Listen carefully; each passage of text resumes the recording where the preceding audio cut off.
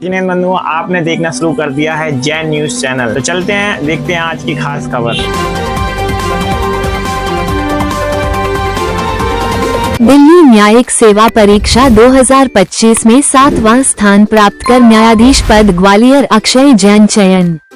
Gwalior hotel royal इन अभिनंदन समारोह हुआ आयोजित। ग्वालियर, अत्यंत हर्ष हो रहा है कि हमारे प्रिय अक्षय जैन सुपुत्र श्री शीतल चंद जैन एडवोकेट ने अपने अद्वितीय परिश्रम एवं जैन धर्म के सिद्धांतों के मार्ग पर चलते हुए दिल्ली न्यायिक सेवा परीक्षा 2025 में 7वां स्थान प्राप्त कर न्यायाधीश पद पर चयनित होकर संपूर्ण जैन समाज का गौरव बढ़ाया है।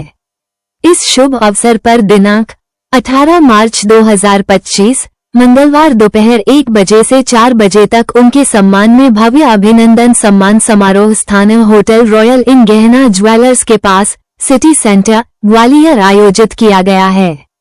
इस अवसर पर बाल ब्रह्मचारी प्रतिष्ठित आचार्य जतीश भाई सनावत, पंडित श्यामलाल जी जैन विजयवर्गीय ग्वालियर, श्री राकेश जी मंगल गहना ज्वेलर्स, श्री भूपेंद्र जैन प्रदेश अध्यक्ष कैट, पद्मन चंद जी जैन सराफ अध्यक्ष महावीर परमागम मंदिर मुरार मंचासीन रहे।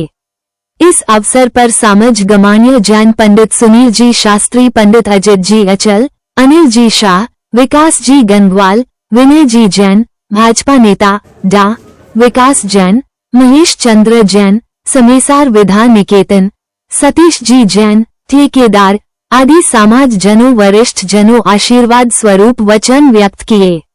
वहीं इस अवसर पर समाज के विभिन्न जनों द्वारा विशेष सम्मान अक्षय जी जैन किया गया।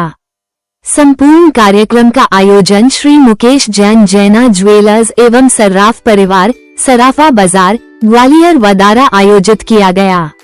विशेष रूप से समाज के गणमान्य संस्था प्रतिनिधित्व आदि विशेष रूप से उपस्थित रहे।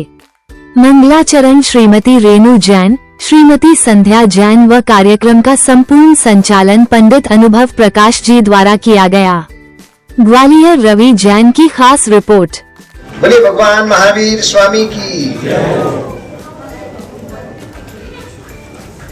परम आदरणीय मंच और हम सभी के इस कार्यक्रम के केंद्र बिंदु भाई अक्षय जैन और समस्त उपस्थित महानुभावों, अत्यंत ही हर्ष और गौरव का विषय है ये संपूर्ण जैन समाज, बल्कि कहना चाहिए संपूर्ण ही ग्वालियर के लिए कि भाई अक्षय जी का चयन जज के पद पर दिल्ली कोर्ट में हुआ है और ये हम सभी के लिए बहुत गौरव की बात है। तो एक जोरदार तालियां हो जाए।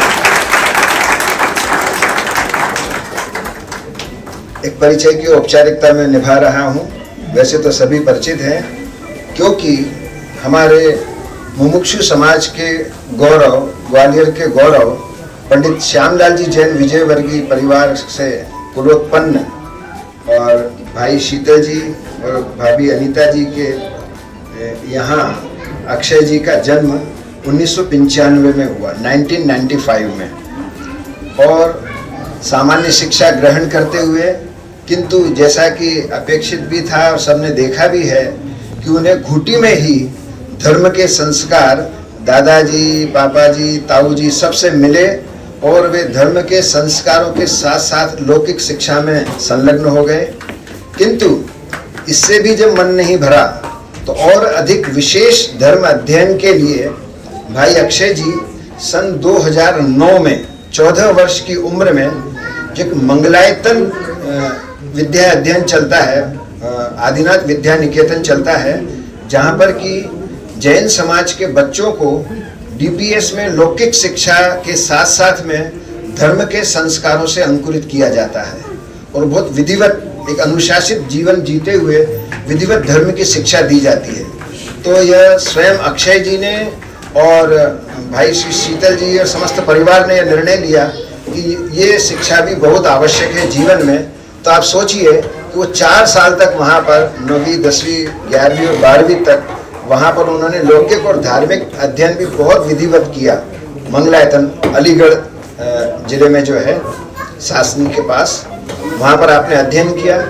इसके बाद उच्च शिक्षा के लिए आप पुणे गए और पुणे से आपने LLB की शिक्षा वहाँ पर अर्जित की, 5 साल तक आप वहाँ रहे। उसके पश्चात फिर आप दिल्ली आ गए और दिल्ली की जो यूनिवर्सिटी है वहाँ से आपने LLM किया और उसके लिए विषय चुना कॉन्स्टिट्यूशन, संविधान, जिसकी की चर्चा आजकल बहुत होने लगी है कि संविधान का कौन रक्षक है और कौन भक्षक है। लेकिन हमें पूरा विश्वास है कि भाई अक्षय जी जब इस मार्ग में जुड़े हैं और इस महत्वपूर्ण पद पर पहुंचे हैं, इस जज के पद पर, न्यायाधीश के पद पर पहुंचे हैं, तो वे सचमुच ही बहुत उत्तम न्याय करेंगे और ये अपने आप में एक मिसाल होगा। क्योंकि वे, आपने शायद इंटरव्यू भी देखा होगा कि ये संपूर्ण काल में, जबकि प्राय ऐसा होता है कि माता पिता के साथ बच्चे रहें तो संस्कार पल जाते हैं, सदाचार पल जाता है, लेकिन जब भी बाहर जाते हैं शिक्षा अध्ययन के लिए तो वे प्राय थोड़े ढीले पड़ जाते हैं, थोड़ा सा समझौता कर लेते हैं परिस्थितियों से। लेकिन अक्षय जी ने कोई समझौता नहीं किया, अपने जैनाचार का पूरा पालन किया। वे जमी कंद नहीं खाते, वे रात्रि भोजन नहीं करते हैं। इसका पूरा दृढ़ता के साथ पालन करते हुए धार्मिक संस्कारों के साथ पूरे अध्ययन को जारी रखा। इस बीच में घर में एक स्वास्थ्य संबंधी बहुत अधिक प्रतिकूलता भी आई, जिसमें पूरे परिवार को कई महीनों तक दिल्ली रहना पड़ा और उस संकट काल में भी वे परिवार के साथ लगे भी रहे और अध्ययन में भी संलग्न रहे। ये गजब की प्रतिभा है इनमें, वास्तव में ये इस पद के योग्य व्यक्ति हैं और इसीलिए इनका चयन हुआ है। जब ये अपने कर्तव्य का निर्वहन करेंगे तो निश्चित है कि ये जो शिक्षा इन्होंने संविधान की ग्रहण की है तो वे भारतीय संविधान का तो अक्षरशः पालन करेंगे ही, लेकिन जो 3 लोक के न्यायाधीश हैं, ऐसे वीतरागी और सर्वज्ञ भगवान के शासन में जिन्होंने जन्म लिया है और उनके सिद्धांतों को जो समझते हैं, तो उनका न्याय तो बिल्कुल अद्भुत होगा। वे जीवों की दया का भी ध्यान रखेंगे, वे बराबर ध्यान रखेंगे कि एक एक परिणाम का क्या फल होता है। इसलिए वे स्वयं भी न्याय नीति के मार्ग पर चलते हुए बहुत ही अच्छा न्याय की प्रक्रिया का पालन करते हुए और लोगों को न्याय प्रदान करेंगे। तो हम सबके लिए बहुत गौरव की बात है। आज यह कार्यक्रम देखिए, जहाँ एक श्यामलाल जी परिवार साहब का जो ये कुल है पूरा बहुत ही योग्य है, ऐसे ही आदरणीय विनोद चंद जी सर्राफ साहब मुरार वाले, सभी लोग जानते हैं, सभी मुमुक्षु समाज उससे अपरिचित नहीं है। उनका भी कुल ऐसा है वास्तव में कि वे सभी भाई लोग ये धर्म के मार्ग में आगे बढ़ते चले जा रहे हैं।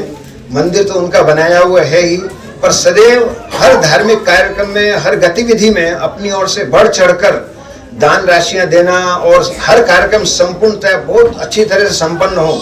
जैसा कि पिछली साल ही हमने देखा था, बिफोर लास्ट ईयर, कि यहाँ पर एक शिक्षण प्रशिक्षण शिविर आयोजित हुआ था, तो उसमें भी हमारे आदरणीय मुकेश जी जैन साहब, जैना ज्वेलर्स की बड़ी महती भूमिका रही थी।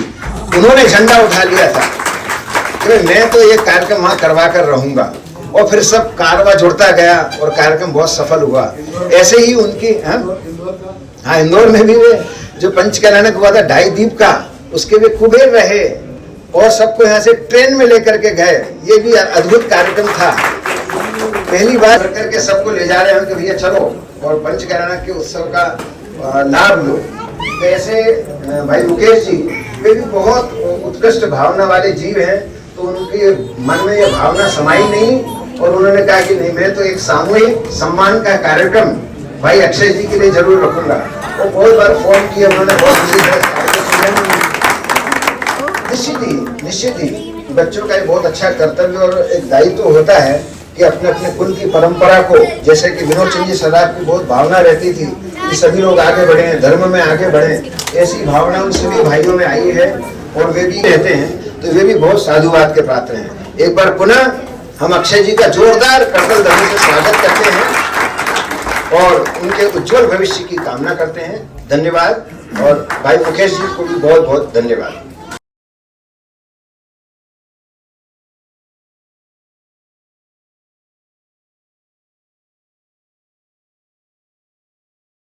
ये आदरणीय जगदीश भाई जी आज के इस मंगल अवसर पर हम सभी का मार्गदर्शन करें, अपना मंगल उद्बोधन हम सभी को दें। आदरणीय जगदीश भाई जी सुनिएगा सभी लोग बिल्कुल शांति से एकदम।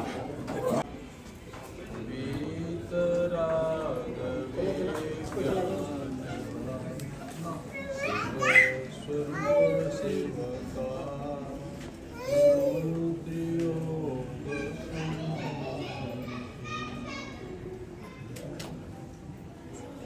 मंच पर सम्माननीय उपस्थितिगण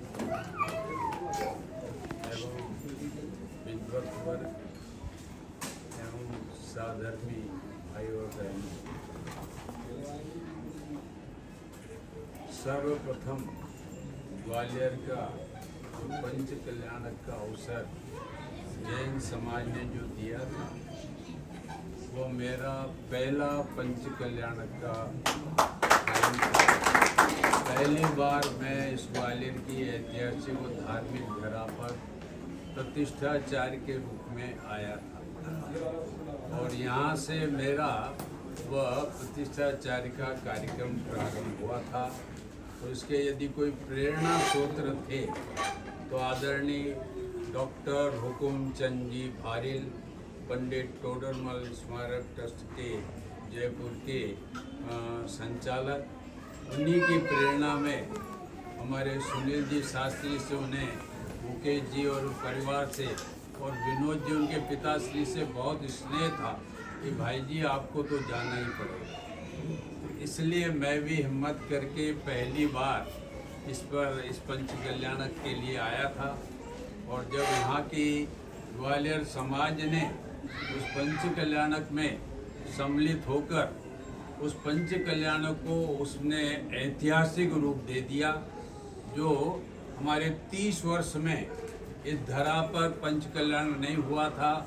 इस धरा पर उस समय का वह पंच कल्याणक आज भी हमारे भाई बहनों की दृष्टि में चमक रहा है, दमक रहा है और ऐसी भावना भा रहा है कि वह अवसर कब इस ग्वालियर धरा पर आवे कि नवीन जिन मंदिर का निर्माण हो और फिर से पूरी जैन समाज इस पंच कल्याण में शामिल होकर हमारे जैन धर्म का झंडा और डंडा वह फहराए, ऐसी भावना हमारे दिगंबर जैन समाज की है।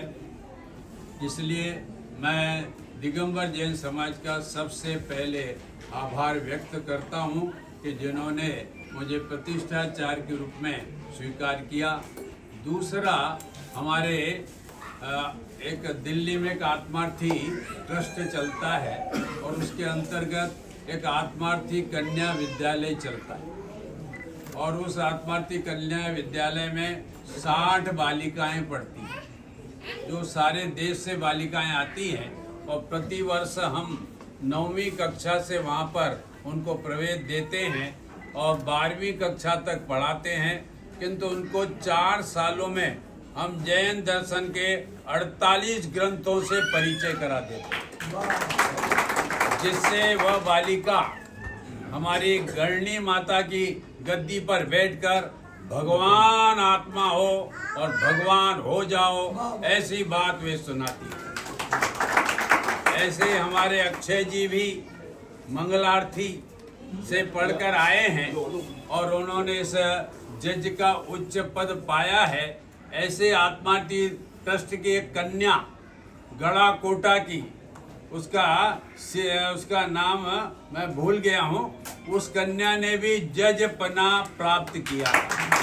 तो ये हमारे जैन समाज के लिए और विशेषकर हमारे मुमुक्षु समाज के लिए तो ये ग्वालियर के लिए बहुत बड़ा गौरव की बात है कि आज अक्षय जी ने अपना अक्षयपना, अंदर का अक्षय ज्ञान का भंडार उन्होंने लौकिकता में तो व्यक्त किया है, किंतु लोकोत्तर पूर्वक व्यक्त किया है। यह खुशी की बात है, आनंद की बात है। हमें विश्वास है कि वे अपने इस अक्षय पद को कभी क्षय नहीं होने देंगे, कभी फलित होने नहीं देंगे।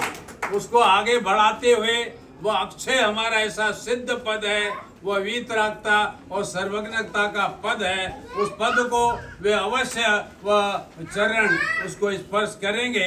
ऐसी हमारे उनके प्रति बहुत बहुत बधाई है और कामना है कि वे इस पद पर रहकर सत्यता का डंका बजाकर और सत्य स्वरूप आत्मा का आश्रय लेकर सत्य से सिद्ध पद को प्राप्त करें। ऐसी मंगल भावना के साथ में मैं अपनी मंगल बात पूरी करता हूँ। एक बार जैसे स्वस्थ और निरोगी अभी है, हम सबकी कामना है कि ग्वालियर नहीं पूरे विश्व की जैन समाज ये चाहती है ये ऐसे ही स्वस्थ और निरोग बने रहे और हम सबकी आयु उन्हें लग जाए, ऐसे आदरणीय जगदीश भाई जी की कामना और ये ऐसे ही धर्म के प्रभाव में धर्म की जय हो, अहिंसा धर्म की जय हो, समय साथ परमागम मंदिर की जय हो और कुंद कुंद आचार्य देव की जय हो। आत्म बने परमात्मा हो, शांति सारे देश में। आत्म बने परमात्मा हो, शांति सारे देश में। उपदेश है सर्वोदयी महावीर के संदेश में। उपदेश है सर्वोदयी महावीर के संदेश में। और सारथी जीवन रायचंद जी का था। पूज्य कान्जी गुरु कान्जी स्वामी का था। हाँ, कैसा था? आत्मा तो परमात्मा ही है। ये शिक्षा है हमको गुरुदेव ने बताया कि प्रत्येक आत्मा भगवान है, नर में नारायण है। उत्तरोत्तर वृद्धि कैसे हुई उस बात को दो कविता में बताता हूँ, छोटे में। ओम सच्चिदानंदाय नमः, सब बोलेंगे। ओम सच्चिदानंदाय नमः। ओम सच्चिदानंदाय नमः। ओम सच्चिदानंदाय नमः। ये गुरुदेव का पहला वचन है। हे आत्म धर्म के धारक हो, नवकार मंत्र का ध्यान किया। हे आत्म धर्म के आराधक, नवकार मंत्र का ध्यान दिया। परम पुरुषार्थी आप बने, मंगलायतन में प्रवेश किया। परम पुरुषार्थी आप बने, मंगलायतन में प्रवेश किया। उत्तरोत्तर विद्या अध्ययन कर, उत्तरोत्तर विद्या अध्ययन कर, न्यायाधीश पद प्राप्त किया। उत्तरोत्तर विद्या अध्ययन कर, न्यायाधीश पद प्राप्त किया। धन्य तुम्हारा जीवन है, अक्षय निधि का नाम किया। धन्य तुम्हारा जीवन है, अक्षय निधि का और नाम किया। जैन समाज कुटुंबी जन सब मिलकर करता है सम्मान।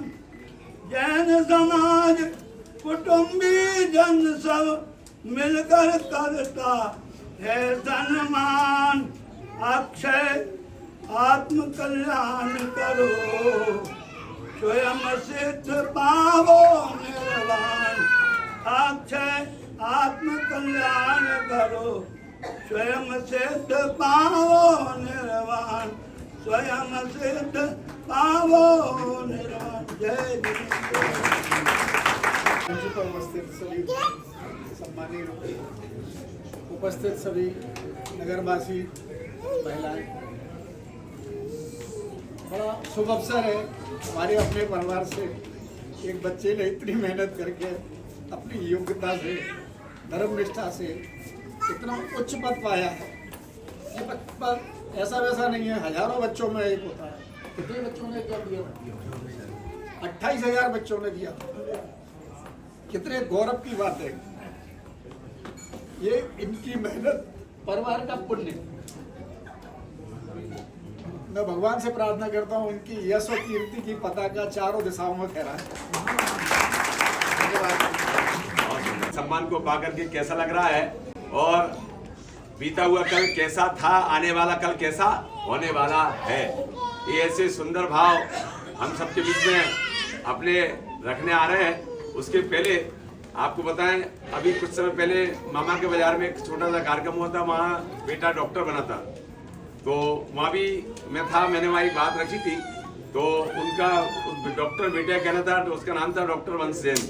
उनका कहना था कि इस पद पर आने के बाद जैन समाज का अगर कोई भी व्यक्ति हमारे संपर्क में आता है और हमसे किसी भी प्रकार की, समाज भी यही चाहती है कि किसी भी प्रकार का जैन समाज के ऊपर कोई भी दुख परेशानी अगर कोई रहे तो हमारे अक्षय जी अपनी काबिलियत के द्वारा, अपनी जो उनके पास पावर है उस पावर के द्वारा उनका सहयोग करें और समाज कैसे आगे बढ़े, क्या करना है, ये अब चूंकि इस पद पर आ गए हैं तो उनका मार्गदर्शन रहे। तो अब हम आप सबके बीच में आइएगा। अभी आपको बताएं, कार्यक्रम अंतिम चरण की ओर चल रहा है। पहले हमारे आज के जो होस्ट आदरणीय अक्षय जी, चिरंजीव अक्षय जी, उनका मंगल उद्बोधन सुनेंगे।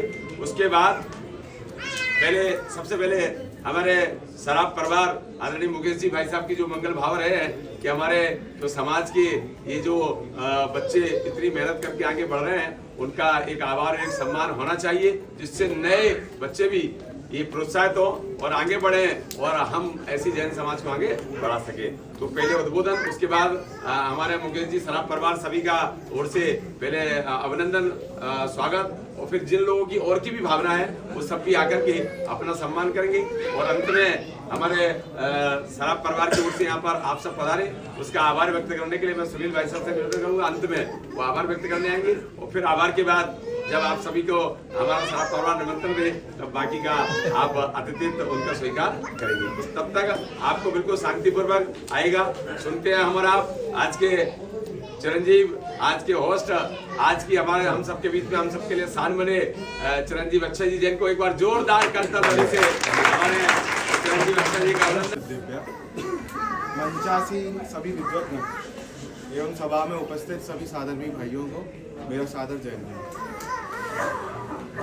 ये जो पूरी प्रक्रिया है, मैं बचपन से तो बाबा का सानिध्य रहा ही रहा, पर असली जो मुझे लगी लगन कि मुझे कुछ आगे कुछ करना है और जाना है, तो 2006 की बात है, जब मेरे बड़े भाई अनुभव जी का मंगलायतन में एडमिशन हुआ।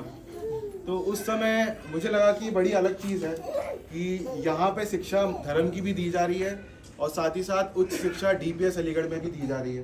तो इससे मुझे बड़ा अच्छा लगा कि यहाँ पे धर्म के मार्ग पर भी आगे बढ़ा जा सकता है और साथ ही साथ लौकिक शिक्षा में भी पीछे नहीं रहेंगे। तो जब भैया गया 2006 के अंदर, तो जब हम उनसे मिलने जाते थे 2006 में छुट्टियों में, तो मुझे पहले ही साल इतना अंतर दिखा और मैं समझ ही नहीं पाया कि पुराना अनुभव कौन है और अब का अनुभव कौन है। तो मुझे तब से लगन लग गई कि मंगलायतन जाना है। और चूँकि जाता था भैया वहाँ पे, और यहाँ पे मम्मी का दिल पसुजता था कि लड़का वहाँ जा रहा है, वहाँ जा रहा है, दूर है। तो मैं मन में यही बना के चलता था कि आज से 3 साल बाद और एक बार और मम्मी को झटका दूंगा और बोलूँगा कि वापस जाना है। और ऐसा ही हुआ कि जब 2009 की बात आई और मंगलायतन जाने की बात आई, तो वहाँ पे प्रेरणा मेरे दादाजी श्यामलाल जी की रही और मेरे नाना जी किशनमन जी पंडित जी कोलरस, उनकी हमेशा प्रेरणा रही। इनफैक्ट कहा जाए तो 2003 में जब मंगलायतन बना था तो सबसे ज़्यादा प्रेरणा उनकी मम्मी को और पिताजी को, उन्होंने ये बताया कि आपको बच्चों को दूर भेजना ही भेजना है और धर्म की शिक्षा ग्रहण कराना ही कराना है। तो ये प्रेरणा वहाँ से चलती आई और 2009 में मैं मंगलायतन पहुँचा। मंगलायतन में शिक्षा ग्रहण करी और धार्मिक शिक्षा ग्रहण करी। वहाँ से सबसे ज़्यादा हिम्मत जो है जीवन में आना चालू हुई। चूँकि ये समझ में आना चालू हो गया कि बाहर रहना है, समाज का हमारा स्वयं ग्वालियर में महावीर परमागम मंदिर बना हुआ है, तो उसको आगे बढ़ाना है, उसको आगे तक लेके जाना है। तो वो सिर्फ तभी हो सकता है जब परिवार से दूर रहकर शिक्षा ग्रहण की जाए और वापस आकर उसी शिक्षा को, धार्मिक शिक्षा को लोगों तक पहुंचाई जाए। तो 2009 से लेकर 2012 तक मंगलायतन में शिक्षा ग्रहण की वो अवसर प्राप्त हुआ। उसके बाद 2013 से लेकर 2018 तक लॉ की पढ़ाई करने के लिए मुझे पुणे जाने का मौका मिला और पुणे में जाकर मैंने लॉ की पढ़ाई की और पढ़ाई हुई वहाँ पर। मैं वहाँ पर भी एक जैन हॉस्टल थे, वहाँ पे भी मंदिर की व्यवस्था थी, तो मैं वहाँ रहा। जब मैं बाहर गया तो मंगलायतन में तो सब व्यवस्था थी, भोजन आदि की, रात्रि भोजन नहीं मिलता था, शाम की व्यवस्था थी, बचपन से वही पलता आया तो हो गया। पर जब मैं बाहर गया मंगलायतन से निकलकर और पुणे आया तो सबका ये कहना था कि अब कैसे तुम्हारा ये पलेगा। पर मम्मी हमेशा ये कहती थी कि जैसी भावना होती है वैसा ही फल होता है। तो हमारी सबकी भावना ये थी कि हमेशा मंदिर मिलता रहे और भोजन भी ऐसे ही शुद्ध मिलता रहे। तो पुणे के अंदर में भी एक जैन हॉस्टल मिला जहाँ पे अंदर ही मंदिर था और भोजन की भी व्यवस्था सुव्यवस्थित जमीकन के बिना अपनी जैन व्यवस्था थी। तो इस तरीके से 2009 से लेकर कि 2018 तक की जर्नी जहाँ मंगलायतन और लॉ की पढ़ाई पूरी हो गई। उसके बाद विचार आया कि क्या करें, तो इसके बाद ये सब घर वालों ने कहा कि एक बार और 1 साल का मास्टर्स कर लीजिए, उच्च पढ़ाई और कर लीजिए। तो मौका मिला कि दिल्ली आऊँ। दिल्ली में फिर सारी व्यवस्था और रहने की करने की सारी व्यवस्था, मेरे भ्राताश्री बड़े अनुभव जी मंगलार्थी वहीं रहते थे, वहीं वो अपनी शिक्षा ले रहे थे और काम कर रहे थे। तो सारा मेरा जो संभालना था, सब कुछ मुझे रखना था, वो इन्होंने वहाँ पे 2019 से लेकर 2024 तक कहिए इन्होंने किया। तो असली संघर्ष मैं आपको कहूँ तो ये शुरुआत हुई मेरे भ्राता से। और वो किस तरीके से हुई कि जब 2020 में मैं गया, 19 में मास्टर्स ख़त्म करके 2020 में मैं रहने गया, तो मुझे किसी भी तरीके की व्यवस्था में करनी ही नहीं पड़ती थी। मुझे किसी भी तरह की व्यवस्था, सारी व्यवस्था सब अपने आप ही होती थी, क्योंकि सारी कष्ट और सब कुछ माता जी, पिताजी और भ्राताश्री वो ले ही लेते थे। तो मेरे तक कोई चीज़ आने ही नहीं देते थे। यही एक व्यवस्था थी जिस कारण से मैं निरंतर उस चीज़ में लगा रहा। पर अक्सर क्या होता था, 2020 के बाद से जब मैंने पेपर देना चालू किए और पेपर देता रहा, तो कई बार ऐसे भी एग्ज़ाम आए जहाँ पे मैं अटक गया और आगे उत्तीर्ण नहीं हो पाया। तो उस समय मुझे सबसे ज़्यादा समझ में आया, मैं जब मंदिर जाता था और उसके बाद विचार करने बैठता था, तो मुझे समझ में आता था कि सब कुछ जो भी है धर्म के प्रबल पर ही है, कि समय से पहले और भाग्य से अधिक ना तो कभी किसी को कुछ मिलेगा और ना ही कभी कुछ मिल सकता है।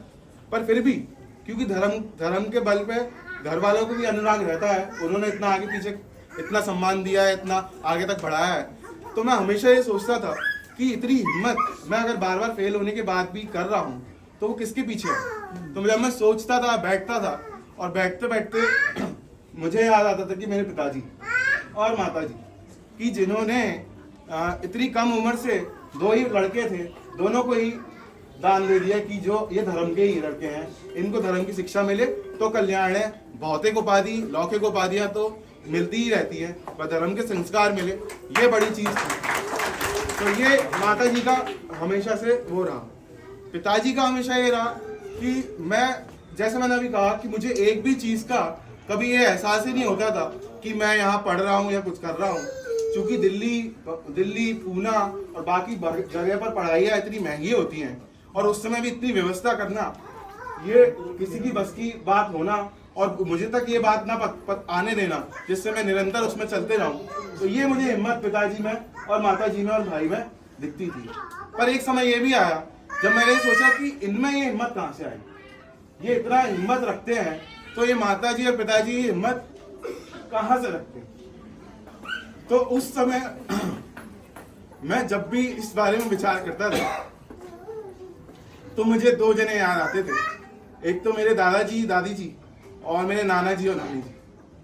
मैं हमेशा ये सोचता था कि जब भी मैं इनसे दूर हूँ और मैं उनके पास जब भी मिलने जाता हूँ अचानक, तो मेरे दादाजी श्यामलाल जी के मुख से हमेशा जब भी कोई शब्द निकलते थे, जब भी पहली बार में सुनते ही, जब देखते ही शब्द जो निकलते थे वो धर्म के ही होते थे। ऐसा एक बार नहीं, ऐसा निरंतर जब भी मैं उनसे मिला हूँ, जैसे भी मिला हूँ, वो वैसे ही शब्द निकले हैं। तो ये बात मेरे दिमाग में हमेशा लग जाती थी कि इतनी उम्र में भी, इतना सब कुछ देखने पर भी, जहाँ इन्होंने मंदिर खड़ा कर रखा है उसके बावजूद भी इतना सब देखने के पर भी हमेशा कितनी परिस्थितियाँ आने पर भी धर्म की चीजें ही, धर्म के शब्द ही मुख से निकलते हैं। वैसे ही जब भी मैं कुछ भी होता था तो वैसे ही मैं नानी के यहाँ पे कोलार है, शिवपुरी के आगे गांव है, वहां पे पंडित किशनमल जी मेरे नाना जी हैं, तो मैं जब भी उधर जाता था तो वो मुझ में हिम्मत भर देते थे, बिना कुछ कहे बिना कुछ समझे। जब भी मैं उनके पास जाता था तो वो अपने लैपटॉप पे बैठकर गुरुदेव श्री के प्रवचन गुजराती से हिंदी टाइप कर रहे होते थे हर समय। तो मुझे ये समझ में आता था कि परिवार जो भी है कर रहे हैं, सब कुछ इन्होंने कर दिया है, उसके बावजूद भी गुरुदेव श्री काजी स्वामी का जो मन में परिचय इनके बैठ गया है, वो इतनी हिम्मत इनको दे के चुका है कि इनका इतना बड़ा परिवार हो चुका है, उसके बावजूद भी इनको कभी भी पीछे नहीं होने देता। तो ये जो हमेशा मुझे बात रही, मुझे समझ में आया कि भाई दादाजी और नाना जी का हमेशा उपकार रहा। उसके भी ऊपर जब मैं सोचता था कि दादाजी को इतनी हिम्मत कहाँ से मिली, तो मुझे समझ में आता था कि दादाजी के दो और भाई रामलाल जी और लक्ष्मण दास जी, इस तरीके से राम, श्याम और लक्ष्मण दास जी, इनकी पूरी हिम्मत हमारी बूढ़ी दादी जो अभी 95-99 साल तक की थी, 103 साल का, माफ कीजिए, 103 साल तक का उनका सानिध्य मिला, और वो 1400 या अष्टमी हो उसमें भी उपवास करती थी। तो उनसे हिम्मत उतरते आई श्यामलाल जी में, रामलाल जी में, लक्ष्मण दास जी में, और उसके बाद हिम्मत आई श्यामलाल जी के नीचे पांचों भाइयों और बहन राधा जी, और पांचों भाई मेरे पिताजी और 5 ताऊ जी बैठे हैं यहाँ पे, चाचा चाची सब बैठे हैं, इनमें आई। और नानी की तरफ से हिम्मत आई मेरे नाना जी किशनमल जी, और 2 मामा और मामियां यहाँ बैठे हुए हैं, तो उनमें से हिम्मत आई। तो कहने का मेरा मतलब है कि जो संस्कार इनके पास थे वो ही आगे बढ़े। भौतिक लौकिक जितनी भी चीजें हैं वो कभी आगे बढ़े ना बढ़े उससे कुछ फर्क नहीं पड़ता, पर बच्चों में दिए गए संस्कार कभी भी पीछे नहीं रखते हैं। वो आज नहीं, कल नहीं, किसी भी पीढ़ी में रुक जरूर जाएंगे, थमते हुए जरूर दिखेंगे, पर कभी भी वो खत्म नहीं होंगे। इस बात पे पूर्ण विश्वास मुझे आ चुका था यारसी बाई जी, जो मेरी बूढ़ी दादा, उनको देखकर, और फिर मेरे दादाजी के 2 भाई और उनको देखकर, नाना जी को और माता पिता को देखकर। इस तरीके का पूरा जो संकुल रहा वो मुझे अब आज समझ में आता है कि जब प्रोसेस, मैं समाज के लोगों के लिए कहना चाहूंगा कि जब बच्चे बाहर जाते हैं पढ़ने के लिए तो माँ बाप का सबसे ज्यादा उसमें योगदान होता ही होता है, परंतु पढ़ाई करते समय बच्चों को भी कई बार हिम्मत की जरूरत होती है। तो उस समय धर्म एक ऐसी चीज होती है कि जो आपने संस्कार उनको पहले दिए थे वो संस्कार कुछ ऐसे होंगे कि आप कितना भी, या बाहर के कितने ही लोग उनको नीचा कितना भी करने की कोशिश करेंगे वो कभी भी नीचे नहीं आ पाएंगे। तो ऐसा हमारा साथ रहा। और सबसे ज्यादा जो ट्रिगर मुझे कर गई जो 2025 का पेपर निकालने में, वो इस तरीके की हुई थी कि 2024 के अंदर अक्टूबर में मेरे भ्राताश्री बड़े भाई के 2 बच्चे हुए, ट्विंस, एक लड़का और एक लड़की। जो ये सामने आप बैठी हैं वो ऋत्वी, और वो जो पीछे है वो हमारे भाभी आस्था के साथ तक्षशिल, ये 2 लड़के बच्चे हुए। परंतु ये ऋत्वी की तबीयत इतनी कुछ खराब थी कि इनकी इंटेस्टाइन थोड़ी बस्ट हो गई थी, टूट गई थी, फट गई थी, और इनको लगातार एकदम से दिल्ली लाना पड़ा। और जैसे ही हमारे परिवार ने साथ देकर, पूरे परिवार का साथ रहा, जैसे परिवार हमारा दिल्ली लाया उसके दूसरे दिन ही ये दिल्ली की नोटिफिकेशन आ गई कि एग्जाम आ गया। तो अब ये संकट मुझे समझ में आ चुका था कि धर्म की ये परीक्षा है, कि सामने भाव रखना है, और इस सामने भाव रखते रखते परिवार का साथ कभी नहीं छोड़ना। क्योंकि परिवार ने कहा उस समय कि बेटा आपका जब पेपर आ चुका है तो आप एक काम कीजिए कि आप, अब हम संभाल लेंगे बच्चों को, और जो भी व्यवस्था होगी संभाल लेंगे, आप कहीं दूर जाकर पढ़ाई कर लीजिए। पर मेरा मन उस समय ये हो गया कि यदि इस मौके पर घर वालों का साथ नहीं दिया तो फिर क्या फर्क पड़ता है, क्या फायदा किसी भी लौकिक उपाधि को प्राप्त कर देगा। और मैं ये मानता हूँ कि मेरी भाभी आस्था और ये 2 बच्चे हैं तक्षशिल और ऋत्वी, ये जो लड़की है ये बेचारी, तो ये जो है मेरे लिए बड़े अच्छे साबित हुए। और इनकी हिम्मत से मैं ये सोचता था, खासकर इस ऋत्वी की, कि जब ये हॉस्पिटल में वेंटिलेटर पर थी तो मैं ये सोचता था कि ये कहती होगी कि चाचू मैं तो जीवन मरण से लड़ रही हूँ और आप एक पेपर से नहीं लड़ सकते। तो ये जो इसकी हिम्मत रही मुझे, तो वो हिम्मत मुझे देती गई। और मैंने क्या किया, उस पेपर के बारे में किसी को बताया नहीं, मैं बस इसकी हिम्मत से लेते लेते वो पेपर देता रहा। इसमें 3 चरण होते हैं, प्री का एग्जाम, मेंस का एग्जाम और इंटरव्यू का एग्जाम। तो मैंने वो प्री का एग्ज़ाम दिया, वो भी किसी को नहीं पता था। फिर मैंने उसके बाद उसमें उत्तीर्ण हो गए, तो अप्रैल के अंदर मैंने उसमें मेंस का एग्ज़ाम दिया, और उसके बाद अभी उसमें उत्तीर्ण हो गए तो फरवरी 18 को मैंने उसमें इंटरव्यू का एग्ज़ाम दिया, और 4 मार्च को एक आया रिजल्ट कि आप बन गए जज। तो मुझे उस समय पे मैं कहीं था, मैं कभी अपने मित्र के यहाँ पे था, और मेरे उस समय पे आंसू ही नहीं रुके। और वो जो उनकी माता जी थी मेरे दोस्त की, वो कहती रही कि बेटा आप रो क्यों रहे हो, आपको तो इतना अच्छा हुआ है। तो मेरे मन में यह है कि आंटी मैं इसलिए नहीं रो रहा हूँ कि कुछ ऐसा हुआ है, बल्कि जो पूरा संघर्ष धर्म के बल पे हुआ है, मैं इस बात पे पक्का हो चुका हूँ कि जो समय से पहले और भाग्य से अधिक ना तो कभी किसी को कुछ मिल सकता है, ना ही कभी किसी को कुछ मिलेगा। और ये भी जो कुछ मिला है वो सिर्फ धर्म और पुण्य पाप का ही खेल है, निरंतर हर समय हर सेकंड, क्योंकि हम सबकी मैन्युफैक्चरिंग डेट तो है कि किस समय जन्म हुआ था, उस समय कुंडली बनती है, पंडितों को दिखाया जाता है, पर हम सबकी एक्सपायरी डेट नहीं है। इसलिए पल भर का कभी भरोसा नहीं है। हमें हर समय किसी भी परिस्थिति में, ऊंची हो या नीची हो, बहुत खुशी की हो या बहुत गम की हो, हमें धर्म का साथ कभी नहीं छोड़ना है।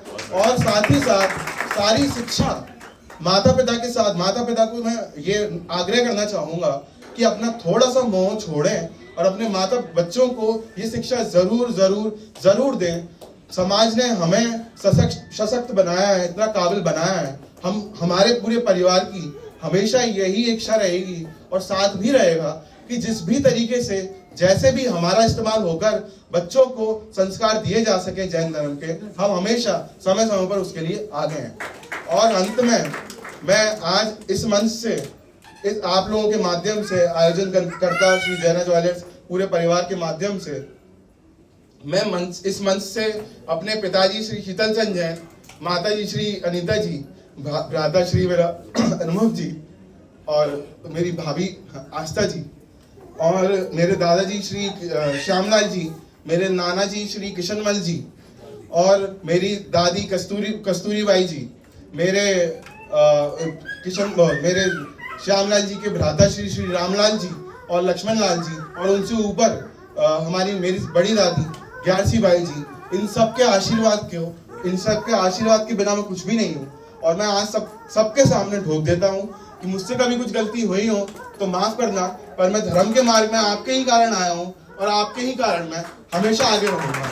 इन सबके बीच में हमेशा जब भी मैं ग्वालियर आता था तो मेरी बुआ है एक ग्वालियर में, उनका हमेशा से हमेशा आशीर्वाद बुआ फूफा जी का रहता था। श्री राधा जी यहाँ पर हैं, हमेशा आशीर्वाद रहता था कि बेटा तुम आगे बढ़ो, हमेशा आगे बढ़ो। दादाजी हमेशा सबको समाज के लिए बने हैं, आप भी समाज के लिए करो। तो वो चीजें मेरे दिमाग में हमेशा घूमती रहती थी। चूंकि मैं 15-16 साल से अकेला ही रहा, तो मुझे जरूरत नहीं पड़ी कि मुझे किसी और को बाहर कहीं किसी के साथ की जरूरत पड़ी हो, क्योंकि मैं जब भी पीछे जाता था मेरे बड़े से बड़े स्तंभ मेरे पिताजी, दादाजी, नाना जी और सब खड़े थे। तो मंगलायतन परिवार का इसका जितना साथ रहा, आदरणीय पवन ताऊ जी का, मेरा भ्राताश्री वहां पढ़े तो उनका जितना साथ रहा, उसके लिए मैं आप सभी का आज यहाँ पे धन्यवाद देना चाहता हूँ। कोटि कोटि मेरी तरफ से आप सभी का बहुत बहुत धन्यवाद। एक कुछ पंक्तियां थी जो मैंने 4 लाइनें लिखी थी, और वो कुछ 4 लाइनें मैं सिर्फ जो आज माता पिता बैठे हैं और उनके बच्चे हैं, मैं उनके लिए कहना चाहता हूँ। क्योंकि जब मैं बहुत मन खराब हो जाता था, तो और जब भी मैं इन सबको देखता था, घर वालों को देखता था, तो मुझे कुछ पंक्तियां याद आती थी। मैंने कुछ लिखी थी, पोएम लिखी थी, उसमें से कुछ 4 पंक्तियां मैं जरूर बोलूंगा।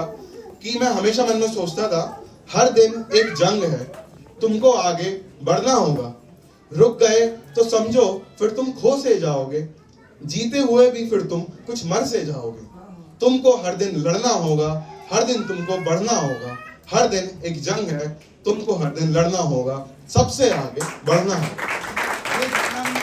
ये जितना भी संबल मिलता था वो मैं आज फिर बोलना चाहता हूँ कि वो सिर्फ और सिर्फ धर्म के कारण था, धर्म के ही कारण था। मेरे ताऊ जी ताई जी यहाँ बैठे हुए हैं, जब भी मैं इनसे आता था मिलने, सबका यही हमेशा मुख से कुछ ना कुछ धर्म की बातें ही निकलती थी कि भोजन की व्यवस्था तुम्हारी कैसे हो रही है, कि रात्रि भोजन तो नहीं कर रहे ना, कि कुछ कैसे तुम आगे बढ़ रहे हो, तो मंदिर कैसे जा रहे हो, स्वाध्याय मिल रहा है कि नहीं मिल रहा है। तो ताऊ जी बैठे हैं, ताई जी बैठे हैं, इन सबका साथ ना, इन सबके बिना और इस जैन समाज के बिना मैं सच में कुछ नहीं हूँ।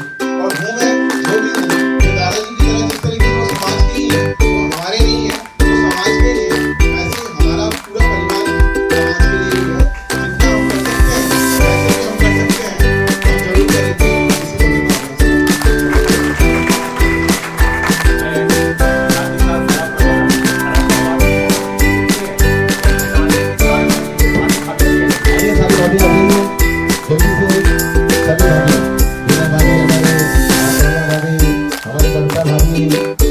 शारदा भाभी और उनकी सारी बहनें, आइए सारा परिवार का शारदा भाभी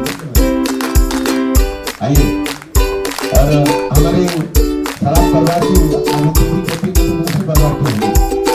शारदा दीदी चाहे आइए, जब आप सारा परिवार में आएंगे तो आप सारा परिवार में बैठे आइए, हमारे यहाँ पे बैठा आइए, ये सारा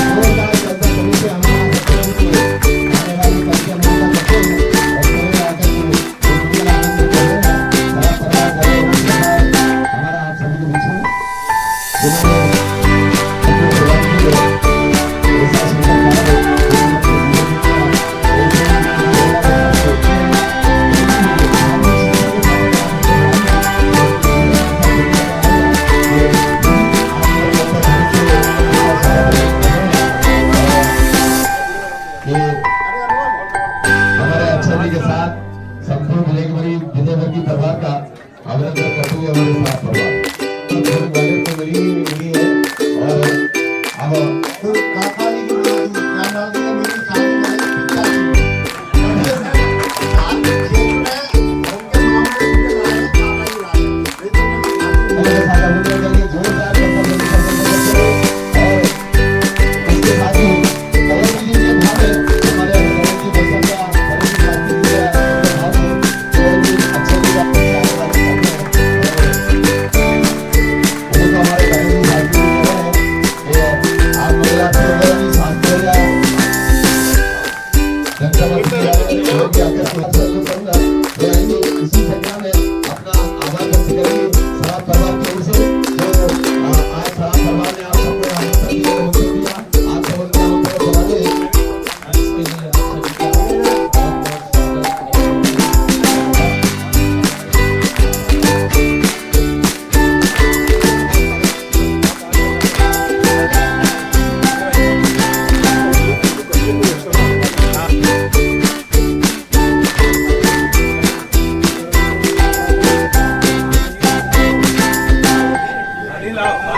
सारा परिवार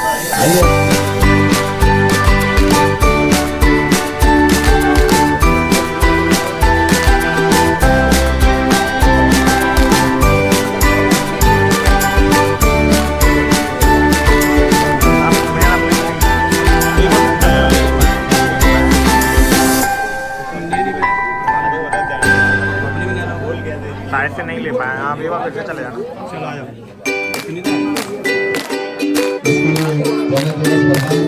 सभी का बहुत बहुत साथ में देते हुए आप सभी का बहुत बहुत करना है।